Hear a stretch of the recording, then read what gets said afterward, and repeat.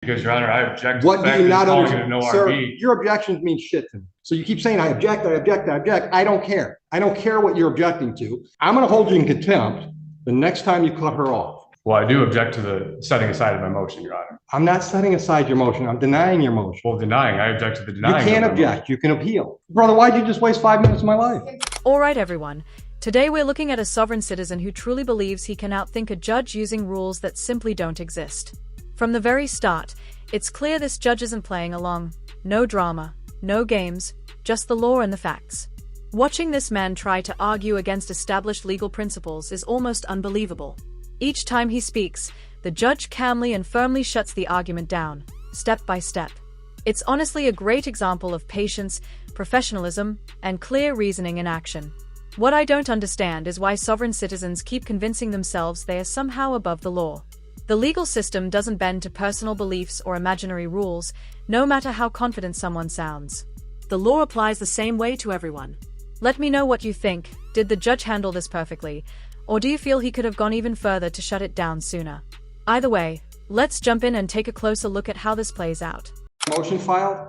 Yeah, yes, absolutely. I actually have issues to discuss before I cross. But the court reporter needs to pick you up. Here, you don't have to be at the podium, but at least have a seat at that table where that microphone is. Threats, coercion, and I'm under duress. I'll cross. You're under duress. How are you under duress? Well, Your Honor, as stated in my motion, there's actually fraudulent word that was sent to me unsigned by a judge. I have lawsuits filed on all of this stuff right now, which I know that they received. Hold on, brother. Wait. I'm just asking you to have a seat at the chair with a microphone. Oh, I understand that. I'll do it. Okay. The front check. That's fine. Just make sure you're talking to the microphone. Absolutely. Okay. All right, you can sit down. Okay. So I think this is your motion to dismiss, right? Yeah, I have a few in there that I've been repeatedly trying to be well, which one dismissed. do you want to start with first? Well, the recent one I filed, the motion to reject swearing in and all that, based off the fact that, like I said, I was sent a default motion that I don't know how it even got signed past the day, but it was never signed or anything. I was also defaulted out the fact that there was a citation. I never even presented a court appearance. Okay, hold on. You're giving me too many issues. You're talking about swearing in. You're talking about a default judgment. Just pick one issue. We're going to deal with them one at a time. So what do you want to deal with first? Well, my main motion. Well, yeah, the default. Okay, so was that on the civil infraction, failed to disclose the CPL? I suppose that's what it was under, yes. Okay, don't suppose, it's your motion, brother. Tell me what it is. Well, it keeps getting that's the only civil infraction. I have numerous, I have lots of stuff. Hold on, that's the only civil infraction I see with your name on it. So I'm just confirming that we're talking about that charge. Yeah, sure. Okay. So do you know why the default was entered? Did you miss a deadline? Did you I was notified. I was called by people that I know within Huron and the police chief stating that I had a missed appearance date. I never had an appearance date scheduled, but I went back looking at the citation. There was no date, and actually how fast it got issued raises real concerns to me. And then once I received the default in the order. Hold on. Let's take one thing at a time. So you said you never got an appearance date. Correct. Do you have a copy of the ticket? Because I've got a copy. Yeah, I said it's in there. It's attached to my motions. Okay. Do you have a copy of the ticket? I do. Okay. Then I'm going to ask you to look at that copy of the ticket, because my copy of your ticket says contact court for appearance date. It says contact court for appearance date. Where it says appearance date on or before, there's nothing. Okay, but it says contact court for appearance date. That means the monkey's on your back to contact us. I will also on the bottom of the tickets, it says if you fail to contact court within the specified amount of time. There was no specified amount of time on here. I had no idea when I was supposed to contact the court. I was dealing with trying to get my attorney. Let me ask you this. Did you contact the court? I was again, as I said, I had no sort of any time frame to contact the court. Mr. Crucell, this is going to go a lot easier on everybody if you just answer the question I asked. I'm going to give you plenty of chance to give me any argument you want to give. Okay? So don't feel that you have to force your argument into every question I ask. The question was, did you contact the court? Well, Your Honor, I would have contacted the court if I had a specified. That's a yes or no. So I'm going to take that as a no. You didn't contact the court. So after 14 days on a civil infraction, if we don't hear from the defendant, we enter default. It was less than that, actually, when I was defaulted, Your Honor. Less than that from what? From whatever this was issued. And like I said, I was contacting once again, I'm going to draw your attention to the ticket. This guy seriously cannot stop talking. The judge just made a very clear and reasonable point, and instead of pausing to understand it, he immediately jumps back in and keeps interrupting. It's like none of the words are actually sinking in. What I don't understand is why so many sovereign citizen types feel the need to argue with every single question they are asked. This isn't complicated at all. The judge is simply trying to determine whether this man knowingly skipped his court date or if there was a genuine misunderstanding. But instead of answering calmly like a normal person would, he acts as if the rules don't apply to him. He talks over the process and behaves like he's somehow above the situation. What's wild is that he doesn't seem to realize he's making things worse for himself with every word. I honestly can't tell if people like this are completely unaware of what's happening, or if they truly believe they are the smartest person in the room. Either way, it's painful to watch. Let's jump back in and see how this continues. Which I think is the same one you got, is dated February 3rd. Correct. Okay, so that's when it was issued, February 3rd. Correct. So when was the default? When did you get notice of a default? I received, I'm sorry, I know I got the thing in the mail. When did I get this? This says that, I don't think it specifies a date. Well, did you make a note when you received it? This told me, this said I don't remember exactly what date I received this in the mail, but this was scheduled for March 8th. Okay. So that was even less than a But what is that that's scheduled? This says it was for my order, the motion affidavit saying that I was defaulted and saying that I needed to pay bond and an a warrant would be issued. And I said, Okay. again, that was never. And that's dated what? This was dated 3/8. That I needed to appear Okay. on or before 3/8. Okay, so that was March 8th. You were defaulted February 22nd. Okay. Which then, again, there was no dates. I had nothing. I had no Okay. notice of any sort of. Once again, you're not hearing what I'm telling you. The monkey was on your back. The ticket clearly said you contact us. You never did. And it also specifies right here, if you fail to appear by the date specified, and then on the bottom one, even for the other one, if you fail to answer a citation by date specified, there was no dates. Okay. There was no dates. Okay. Do you have anything to add? I do, Your Honor. Go ahead. Mr. Crusoe brought this up when we were in front of the Honorable Judge Martin. She did set aside the default of a civil infraction, irregardless of whether or not he showed up. Which I object to the setting Sir, aside. do not interrupt the lady. Did she interrupt you? No. Then don't do that. Let's be civil. Go ahead. Thank you, Your Honor. Judge Green, Mr. Crusoe did bring it up again with the Honorable Judge Green, and she declined or denied his motion based on the fact that it was moot because the Judge Martin set it aside. So the default's already been set aside. Yes, Brother, why'd you just waste 5 minutes of my life? since March 14th, Your Honor. Which I object to that because they. You object to your motion being No, I granted? object to them setting aside my motion. This guy literally received exactly what he asked for at his last hearing, yet now he's acting like he has no idea what's happening. Judge Martin, his previous judge, actually went out of his way to help him by setting aside the default after this man formally requested it. The court did precisely what he asked, step by step. Now he shows up confused about the default date, behaving as if it's someone else's mistake. Instead of taking responsibility or acknowledging the outcome he requested, he's pretending the situation came out of nowhere. That kind of behavior makes the process unnecessarily complicated. What's frustrating about cases like this is the clear lack of respect for the court, for the legal process, and for the taxpayers who ultimately pay for all this time and effort. Dragging cases out with made-up rules and arguments wastes resources that could be used elsewhere. What do you think about this guy so far? Should judges continue to patiently deal with situations like this, or should there be firmer consequences when people repeatedly disrupt proceedings with arguments that go nowhere? Let's get back to the video and see how it unfolds. And I object to this. No. Wait. Listen. She tells me Judge Martin set aside the default based on your motion. Yes, but I was never told any of that prior to any of that. So you want to argue about the fact that you got what you asked for? No, what I'm saying is the fact that the due process was violated is what happened in this whole problem. When I was defaulted, due process was violated. So what? She set it aside. Listen, it was set aside to cause damages to me because of what happened with the default. Well, explain to me how you were damaged. First off, there's threats made against me, right? Clearly he's threatening me to issue No. warrants, I didn't ask you threatening to about pay threats. money. I said, how were you? You said you were damaged. I'm asking you, what was the damage? But the fact that I was threatened to come in and pay money or warrants. How was that damage? And I was being threatened by Huron Police, which I have on record. What's the damage? What do you mean? The fact that I had to come in and pay money, or I would have been, they'd have been issued. What money warrants. did you pay? Huh? What money did you pay? $280. I had the receipt and everything. It was all attached to my motions. They just keep trying to set it aside. And Judge Green never said a word to me about any of that. It's been set aside. Counsel just said, Judge Martin set aside the default. So what that means is procedurally, it's like it's a brand new file. Understood? Yeah, but that's according, yeah, but that, especially now with the new Chevron overlay, that's just saying that she's just trying to set it aside, that there's no issues. She didn't try to set it aside, she sat it But she aside. can't. She can't just set my rights aside. She's not setting your rights aside, she set a default aside because you asked her to. Well, so if it's set aside, then the money should be returned, correct? Well, I don't know, did she address the money?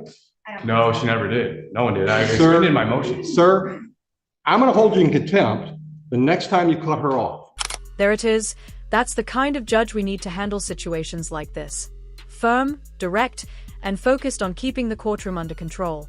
To be fair, if you look back a few seconds, it may not have been immediately clear to the sovereign citizen whether the judge was addressing him directly. That said, no matter how you look at it, his arguments are scattered and make very little sense. He jumps from point to point without any clear logic, and it only hurts his own position. Even if there was momentary confusion, the smarter move would have been to stay quiet and listen. At this stage, he really needs to either stop talking or get proper legal representation. What he's saying doesn't line up with the law at all, and it's only creating more problems for him. If anyone can clearly explain what he's trying to argue, I'd honestly like to hear it, because from a legal standpoint, it doesn't add up. At least this time, the judge stepped in and put a stop to it. Let's dive back in and see if he manages to interrupt again or if he finally learns to stay quiet. The first contempt, $100. The second contempt, a day in jail. Are we clear on the ground rules for my courtroom? Is that a yes for the Yes, Your record? Honor. Okay. I'm giving you all the time you need to talk.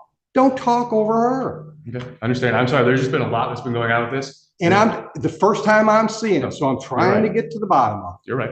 All right. So we started with what motion do you want to talk about first? You said your motion to set aside the default. That was granted by Judge Martin, is what I'm hearing from the prosecutor. So that motion's done. Would you agree? As long as my money gets returned, then I guess it's taken At care some of. point, trust me, your money will either get applied or returned. Next motion you want to talk about. The dismissal based off of fundamental violations of my fundamental rights and due process. Okay, well, tell me more. Okay. You have, hold on, let me just cut to the chase. Do you have more than just the fact that you think you have a right to travel? Yes, Your Honor. Actually, That's denied. I'll just cut to the chase. That's denied. I don't buy into that argument. Now, you can appeal that decision to the circuit court. You understand how that works? District court decisions you can appeal. absolutely. Okay, hold on. I've denied that motion. We're not going to talk about that motion because I've denied it based on your argument that you have a right to travel and don't need a license. Is there anything else you want to hang your hat on for dismissal? Well, I do object to the setting aside of my motion, Your Honor. I'm not setting aside your motion. I'm denying your motion. Well, denying, I object to the You denying. can't of my motion. object. You can appeal. Well, I'm just Okay. letting you know, I'm stating for the record that I am objecting to your denial of my appeal. That's fine. Okay. Circuit court judges have bills to pay too, right? So you appeal me to the circuit court. Do you have any other argument why these cases should be dismissed? Yes, absolutely. Well, honestly, Your Honor, like I said, I even have lawsuits. They've received my lawsuits to the Huron Township Police Department overall. Hold on. I don't know anything about lawsuit. How would you suing the township work as a reason to dismiss these charges? Because the initial traffic stop and everything was unlawful stop from the get. I was Okay, but that's got retaliating. nothing to do with your lawsuit. That might be the basis of your lawsuit. So you want to talk about whether or not there was a valid reason for a Yeah, stop? absolutely. Then make the argument. Yeah, Your Honor, so prior to me being pulled over by this officer, I was actually in contact with several law enforcement officers that are friends, and actually two that are currently working within Huron that had confirmed I had every lawful right to be doing what I was doing. The one even pulled up to me and my wife at a gas station in town, and we are in Sibley and Middlebelt, right near actually where I got pulled over. And we had discussed it and talked about it, went on about our day, and this was all prior to this incident. I had two other interactions with this officer where I had specifically told him, I've already been confirmed and doing lawful, I'm well within my lawful rights. I have it documented. You need to go talk to the sergeant that I've been talking to and a couple other buddies, right? I gave him that opportunity. It was shortly after, and I had that confirmation well prior to me even being pulled over. Okay. So then, this officer seen me leaving my house, pulling off my dead end dirt road, proceeded. Like I said, I even told him, I've already had this, I've already Right. addressed this, you need to go talk to the sergeant. Right. Chose not to. Pulled me over, walked up, just started demanding ID and everything from me, and wouldn't identify himself, none of that good stuff. And then now this is where it's all led to. And I informed him, I have body cams, I have my own recording. Like I said, I have a lot. Okay, but you started out by saying you wanted this dismissed because there was not probable cause for the stop. Correct. Okay. And then you went on to tell me how there was obviously a difference in opinion within the department about whether or not what you were doing was legal or not. Well, I Is that a specifically fair stated. summation? What was that? Is that a fair summation of what you just said? Some of the officers that you talked to said you could do that, and obviously the officer that wrote you the ticket didn't think you could. Correct. Okay, so that's a difference of opinion there, which has very little, if anything, to do with the probable cause for the stop. To be fair, this guy's argument isn't nearly as bad as the usual sovereign citizen claims we hear about jurisdiction and other made-up ideas. This time, he's saying that one officer told him it was okay to drive, while another officer later issued him a ticket saying he was in the wrong. Compared to the typical arguments, this at least sounds grounded in a real situation. Honestly, that's not the weakest point we've heard from someone like this.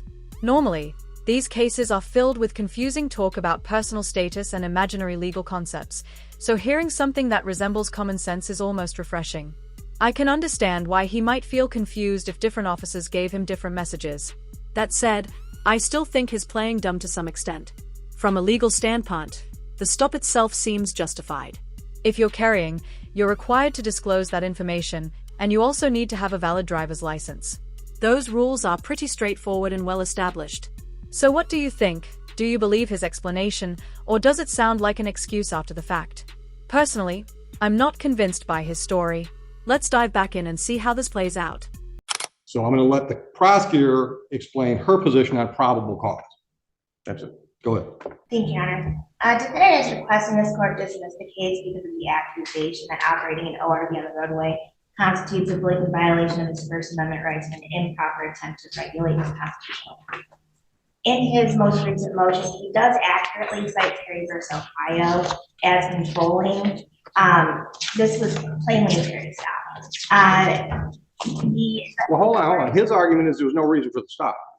He does cite Terry v. Ohio in his newest motion. Okay. Because people submit that the investigatory stop exception in Terry v. Ohio controls the validity of the traffic stop. An officer may stop and briefly detain a person on the basis of a reasonable suspicion that criminal activity is afoot. Defendant claims that he was stopped without legal justification. Rather, defendant was stopped for operating an ORV on the roadway in violation of MCL 324.81122 as adopted by Huron Township ordinance. Pursuant to the United States v. Ferguson, so long as the officer has probable cause to believe that a traffic violation has occurred or was occurring, the resulting stop is not unlawful and does not violate the Fourth Amendment. On authority of state law and township ordinance, a person shall not operate an ORV which is not registered upon a public highway, street, or right of way. On the date and time of the offense, the defendant operated an ORV which was not registered, specifically an ATV on Middlebelt Road, a public highway in Huron Township. Additionally, during the course of the investigatory stop, defendant failed to provide a valid driver's license and failed to immediately disclose that he was a valid CPL holder and carrying a firearm, which is why he was cited. All right. Which I object to the. Hold on. All right, so the one misdemeanor is operate the ORV on the roadway, and the other one is fail to display a valid license. Okay, all right. So that's her response to your argument. They didn't have probable cause. What's your reply to her response? Well, I object to her terms of operate. There's no evidence that I was operating anything. Okay, let me stop you. I killed that when I said the whole traveling thing doesn't go anywhere with me. Operating and traveling, as you define operating, or as you define traveling, we define it operating. So hold on, I've already ruled on that issue. You can appeal that decision to the circuit court. We're not going to plow that field again. So now we're talking about probable cause. What I just heard was the township has an ordinance that says nobody can operate an ORV on a roadway. Would you agree that's an ordinance in the township? Your Honor, I may agree. Yes or no? Mr. Yes, I agree with that. Okay, stop. If that's a valid argument or ordinance, and when I say valid, I don't mean if it's constitutional, if it's, stood the test of a challenge. I mean, if it's on the books, all right? If it's a valid ordinance, and the officer sees you doing what that ordinance says you can't do, and he pulls you over, that's plenty of probable cause for the stop. So your motion to dismiss for lack of probable cause is also denied. Do you need me to clarify that ruling for your appeal reason? Yes, I actually, because Your Honor, I object to What the do fact you that not it's calling it understand? an Sir, ORV. your objections mean shit to me, okay? I don't care what you're objecting to. It's almost like his saying, "Objection, Judge, I don't like your answer." He seems to accept that it's the law, but then turns around and acts as if a random book he bought online gives him permission to ignore it. In his mind, representing himself and loudly objecting to everything is somehow a winning strategy. That kind of thinking clearly didn't come from real legal training. It feels like he read something that told him exactly what he wanted to hear and decided that was enough. Instead of learning how the law actually works, he relied on advice that skips over reality and consequences. As amusing as this behavior can look, there's a bigger issue behind it. A lot of people genuinely don't understand basic laws because they were never clearly taught. Unless you actively seek out legal information, the average person doesn't learn much about how the system works. I honestly think schools should do a better job teaching basic legal knowledge early on. Understanding fundamental laws and responsibilities shouldn't be optional or left to chance. Let me know if you agree with that idea. And now let's jump back into the video. I don't expect people to like every decision I make. That's why there's an appellate process. So you keep saying, I object, I object, I object. I don't care. All right. It's not helpful for today's process. My decision to deny your motion to dismiss based on lack of probable cause is because there was probable cause, because there was a clear ordinance on the books that the officer thought you were violating. That gives the officer a reason to stop you. Do you have any other reasons why you think these matters should be dismissed today? Yes, absolutely. First off, they're trying to label what my private property is an ORV. It was not an ORV, and it's not even technically an ORV. If you look up the definition of ORV, it is not an ORV. If you look up the definition of automobile or vehicle or any of that sense, that's what it falls under. It does not fall under an ORV. They're just trying to label it as an ORV is what is happening. Okay. That seems like that would be an issue for trial, for you to testify, maybe me to see some photographs, maybe the officer to testify, and then I'll decide whether or not it meets the definitions of the statutes. Would you agree with me? Because that seems like a triable issue. I suppose, yes. Okay, well, this isn't the trial. Well, I understand. I don't think it's scheduled for trial. Right, this is just motion. All right. Any other issues that you want to hang your hat on as why it should be dismissed? It being these files. Like I said, from the beginning, it's like the officer had already been notified 2 times prior to this that what I was doing was lawful, that what I was doing was not an ORV, which I had stated to him. But that's witness to that Mr. as well. Purcell, with respect, that's all your opinion. Obviously, the officer had a different opinion about all those things. Well, right? The officer chose to retaliate against me is what happened, Your Honor. Which I have the evidence and I have witnesses going on. Or he had a difference of opinion about whether or not you were driving an ORV. Or just didn't understand the laws. That the could be actual too. wording. That could be too. But guess who gets to make those decisions at trial? Well, honestly, in the trial, I'd request a jury trial, which is guaranteed. Well, you can't get a jury trial on the civil infraction, but you can certainly get a jury trial on the misdemeanors. Absolutely. Okay. Do you have anything else to be discussed today on motion day? We had, as far as the disclosed CPL, like I said, I have, again, stating I have the body cams and I have my own But recording. sir, stop. That's going to be an issue at your formal hearing, whether or not you violated that civil infraction. Once again, I got to have evidence, right? I got to take testimony. I'm going to hear from you. I'm going to hear from the officer that wrote the ticket. And then I'm going to decide at formal hearing whether or not what you did was reasonable or not reasonable. But today's just motion day. Today's not the trial. No testimony is being taken. Oh, I understand that. Okay. Anything else today? Well, I guess that's no, but like I said, again, for the record, I do object to moving forward. I do object to anything moving forward from this point. File your appeal. No, that's fine. I will. File your appeal. I'm going to. That's fine. Okay. All right. Now, the 200, let's get back to the $280. We'll talk about a jury trial date. Are you going to represent yourself at a jury trial? Yes, Your Honor. Good luck. All right. Now, Mr. Purcell, I'm going to strongly suggest that you get an attorney involved in this. And we've got court-appointed attorneys, so we'll be happy to talk to you from this standpoint. I'm not taking you to law school on the jury trial day. I'm going to assume and treat you accordingly that you know the rules of the game. I understand, Your Honor. You don't. Oh, You might say comprehend. that. You don't understand the rules. I do. Okay? How many jury trials have you had? none, but I have all the evidence. How many jury trials have you had? Your Honor, none, but I have all the evidence. The evidence isn't the rules. There are a lot of procedural rules that will trip you up if you don't know what you're up against, and you don't. I'm going to suggest to you that even if you want to handle your evidence presentation yourself, you might want to get an attorney involved to help you with the procedural rules, because once again, I'm not going to take you to law school that day. I'm not going to subject the jury to that. It would be a waste of their time. You understand that? All right. Now, and I'm not trying to talk you out of a jury trial. Believe it or not, I'm trying to save you from yourself right now. If you want to have a bench trial, I will be much more lenient with you not knowing what you're doing procedurally, because then it's just our time. But when it's a jury in here, I'm going to run the most efficient jury trial I can. And that means I'm going to treat you like you're an experienced lawyer and know all the rules. Okay. All right. All right. So if you decide, number one, that you don't want a jury trial, you want to do a bench trial, let me know long in advance of that date so we can save it for somebody else.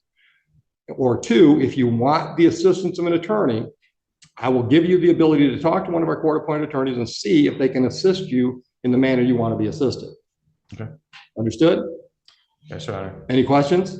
Nope. Anything else? Yeah. Have a nice day. Thank you. Handled like a true professional. In my opinion, this judge did an excellent job from start to finish. He stayed calm, didn't get pulled into unnecessary arguments, and made it very clear that the law is the law, no matter how many times someone tries to avoid it or twist it. What really stands out is how frustrating it is to watch so much court time and taxpayer money get wasted on arguments that go nowhere. This isn't a courtroom drama or a performance. While one person keeps throwing out excuses, the public is paying for every extra minute this drags on. At some point, it really is as simple as showing up, following the rules, and accepting that the law applies to everyone equally. Now, let's talk about the off-road vehicle laws for a moment. If one officer says something is okay and another officer disagrees, that does not cancel out the law.